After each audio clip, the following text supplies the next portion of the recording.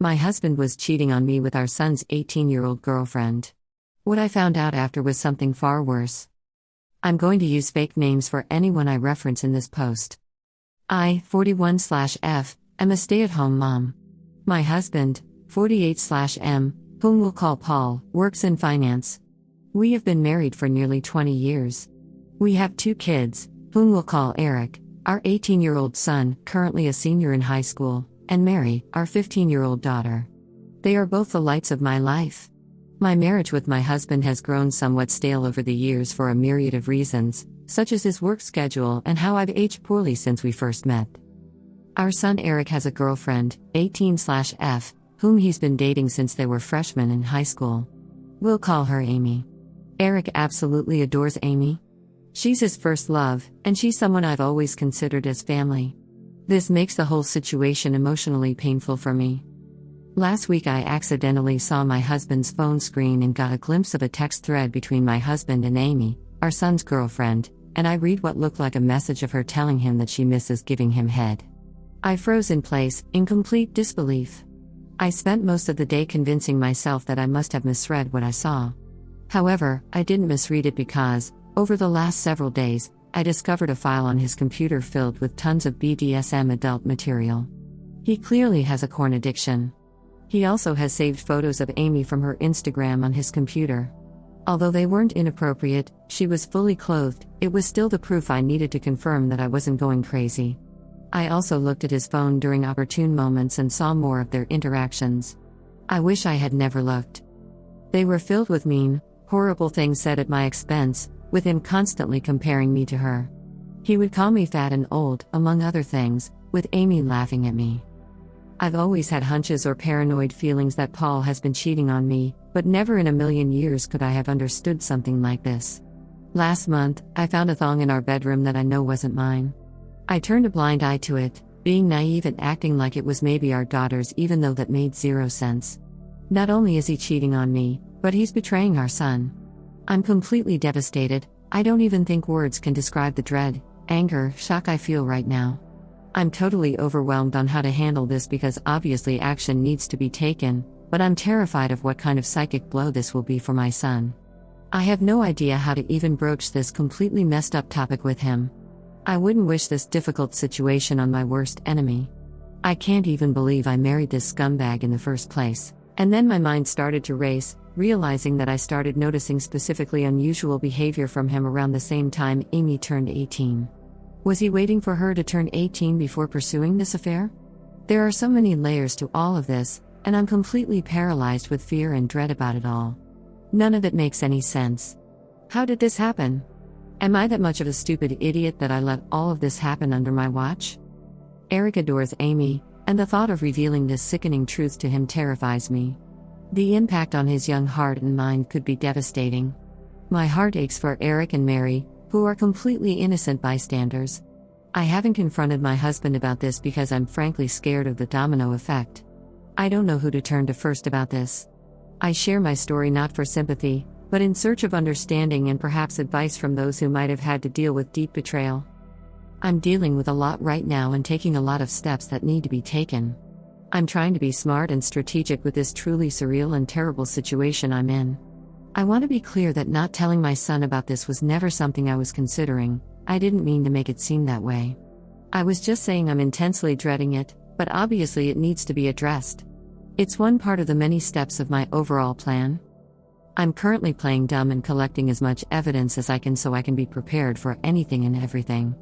I'm going to protect myself, and I'm going to make sure I don't put myself in any potential harm's way.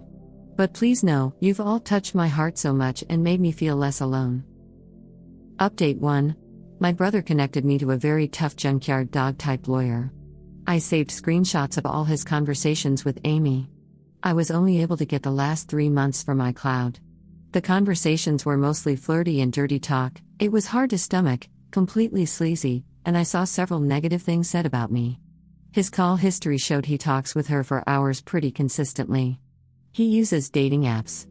I took screenshots of his profiles and all the active chats he has with his matches. It's very clear he uses a filter to seek out girls who are 18 to 22 or so.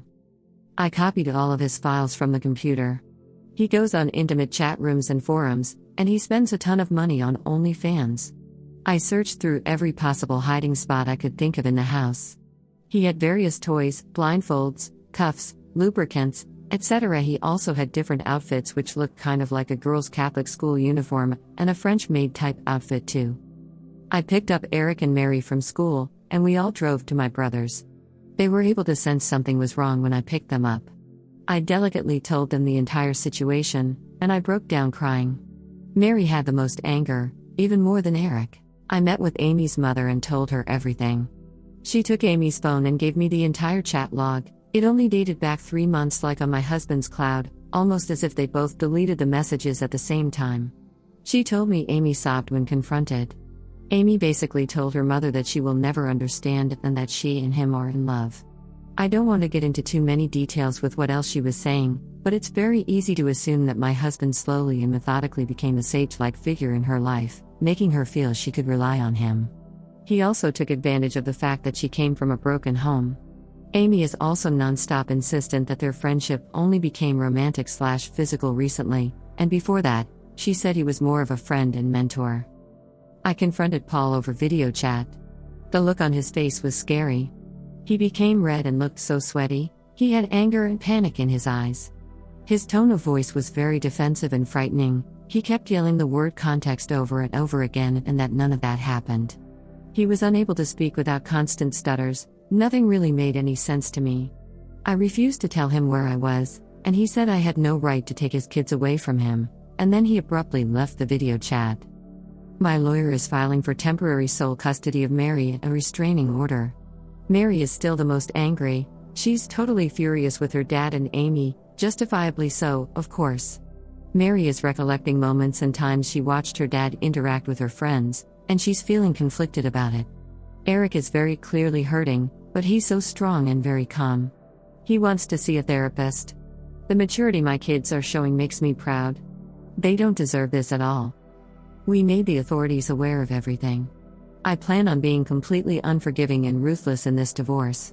I'm reflecting on how I've been treated and how it's made me a shell of myself, and how I've had a very negative opinion of myself because of him over the last 20 years. I don't want to let this scumbag get away with it. I want to reinvent myself and move on stronger than ever. Both me and my son are going to get tested and checked out as well. There's no telling how many women he's been sleeping around with. As for Amy, her mom has been in contact with me and Amy has been threatening to run away with him because they are in love. Update 2. I've received many comments and messages accusing me of faking this story, which oddly also provides comfort because all of this feels unreal even to me. It validates my own feelings that there are people out there who can't even fathom this being true.